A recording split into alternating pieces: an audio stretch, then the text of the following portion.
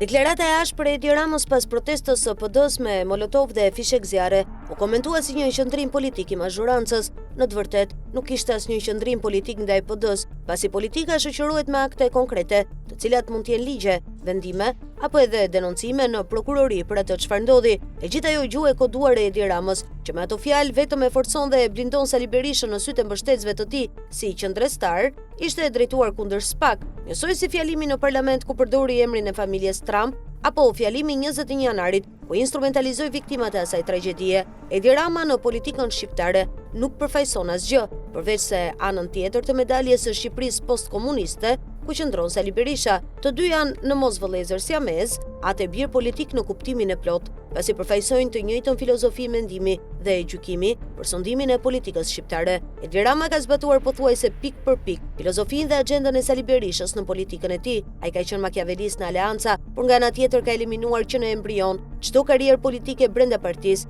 duke lënë fushën përreth tij jo thjesht djerr, por një shkret të tjerë. Njësoj siç bëri Sali Berisha me Gramos Pashkon, mocionistët, Eduard Selamin e të tjerë, por njësoj ka vepruar edhe Edi Rama. Sapo erdhi në krye të OPS-s, Vemblushin e rrëzoi 2 vite më pas nga posti i kryetarit të grupit parlamentar, i vuri fre Pandeli Majkos dhe Recep Mejdanit, e më pas Miklu Ilir Metën për ta shkatruar politikisht. Vjoj mëtej me Arben Malajn, Kastriot Islamin, e pas vitit 2013 me Sajmir Tahirin, Erion Veliajn, ndërsa po tenton edhe me Belinda Ballukun, ku duhet thënë se i ka ngecur sharra në gozhd. Logjika e Berishës dhe Ramës është e njëjtë. Nuk kanë trashëgimtar politik, por vetëm regjent. As në PD dhe as në PS nuk ekziston sot asnjë figurë që mund të shihet si pasardhës real. Modelet e Lulzim Bashës dhe Erion Veliajt ngjajnë si 2 pika uji, me ndryshimin se Veliaj po e vuan më rënd nga që luajti më fort se Basha, që një si rival politik vetëm e rrit çiftin Berisha-Rama, por nuk i bën ata domosdoshmërisht armiq. Kundrazi, së bashku ka realizuar marrëveshjet më traumatike për shtetin shqiptar,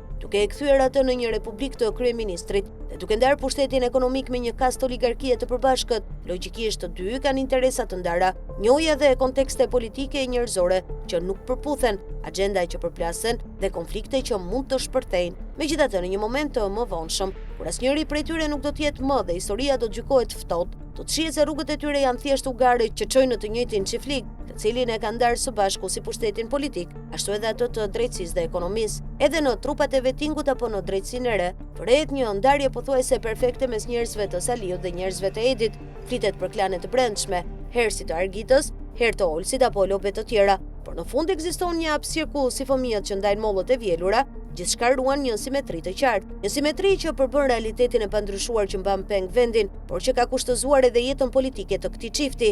Ikja e Berishës do të ishte një efekt domino për Edi Ramën. Këtë e dëshmon fakti se menjëherë pasi Sali Berisha u shpall non grata, SBA i kërkoi Edi Ramës të përgatiste largimin. Pikërisht për këtë arsye, kryeministri e sidomos enturazhi i tij mbështeton babain e tyre politik, duke dështuar planin amerikan, me ndihmën edhe të oligarkëve që financuan mbijetesën politike të Berishës. Kushton se Sali Berisha mbijetoi përballë Amerikës për shkak të forcës së tij politike, ose nuk e di realitetin, ose bën sikur nuk e di, pa mbështetjen e Edi Ramës, i cili i dha edhe vulën në fund dhe realizoi marrëveshje të njëpasnjëshme që prej vitit 2021, sot Berisha nuk do të ishte politikisht aktiv.